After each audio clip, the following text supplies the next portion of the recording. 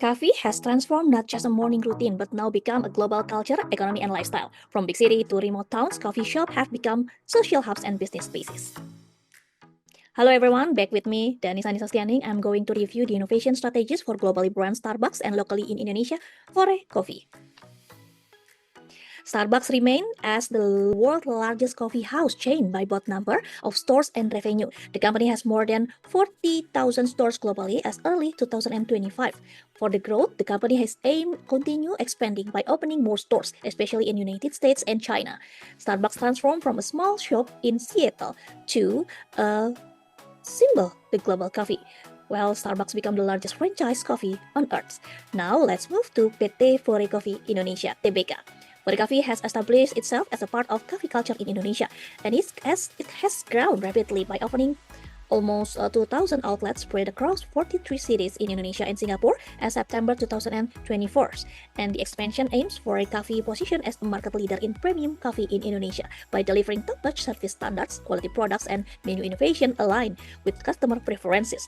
So the company targets as a market segment that prioritizes a coffee experience in a modern and comfortable atmosphere. For a cafe, understand that coffee is more than just a beverage, but as a part of modern lifestyle. With 3 outlet types, flagship, medium, and satellite, Fore Coffee gathers from variety of customer need from socializing to grab and go services and for active and dynamic individuals or customers.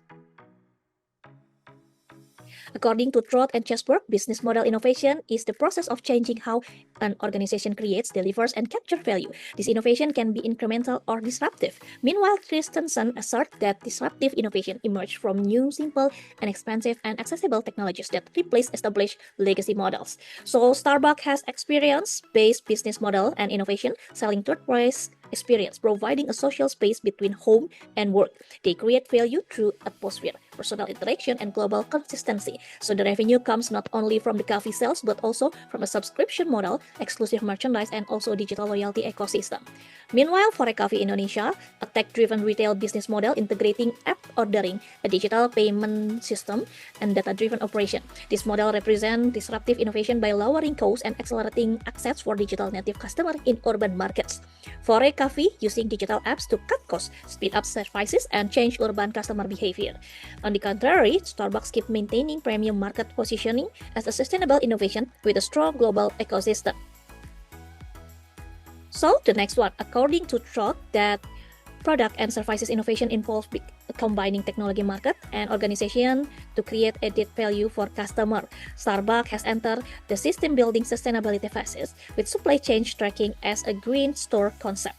Fore is still the operation optimization phase, but remains relevant in the era of digital disruption with technological efficiency as the basis of innovation. So let's now comparison the product and services innovation from both between Starbucks Coffee and Fore Coffee Indonesia.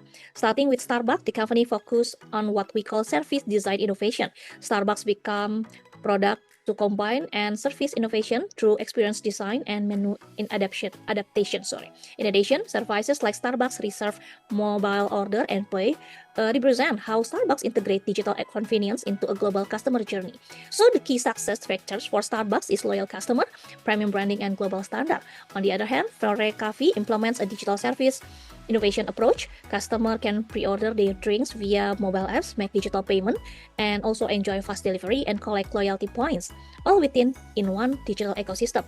Fore also differentiate itself through local products innovation such as Pandan Coffee and Klepon Latte, representing market-driven and culturally relevant innovation.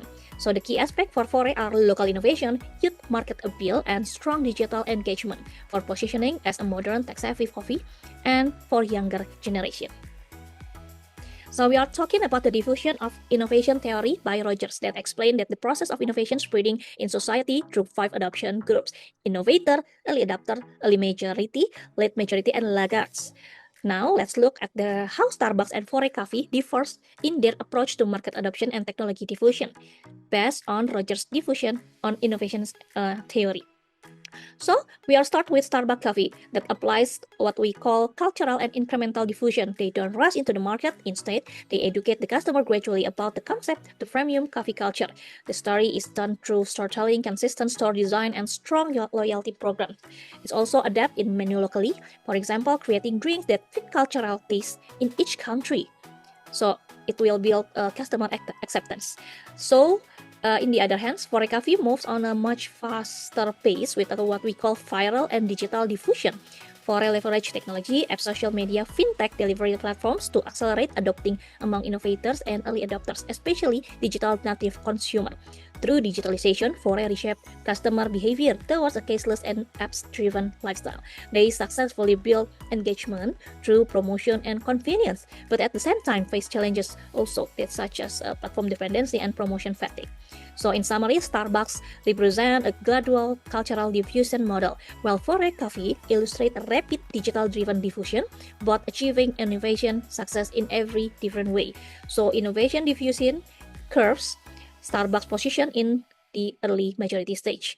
They represent gradual cultural adoption and mainstream adoption. Fore Coffee is positioned in the innovators or early adopter stage. They represent digital native user and rapid adoption among younger customers. Also, Sharifs emphasized that technological innovation increases productivity and competitiveness through process efficiency, automation, and knowledge-based innovation. In the context of sustainability, Adams asserts that successful organizations must shift from doing less harm to doing good by doing new things. So we are talking about what Starbucks and Fore doing by leveraging AI and IoT to predict demand, manage supply chains, and personalize product. Technology is used to strengthen brand sustainability and global efficiency. For Fore, it makes technology core for its competitive model, cloud post, fintech integration with GoPay, OVO, Kris, and real-time analytics. This improves cost, efficient, and speed response to local market trends. The digital disruption phenomenon in Indonesia presents a significant opportunity for local companies like Fore to leapfrog into technological-based competitiveness. Starbucks excels globally through sustained innovation, while Fore exemplifies disruptive innovation typical of Southeast Asia digital economy. So, thank you and see you at another time. Bye.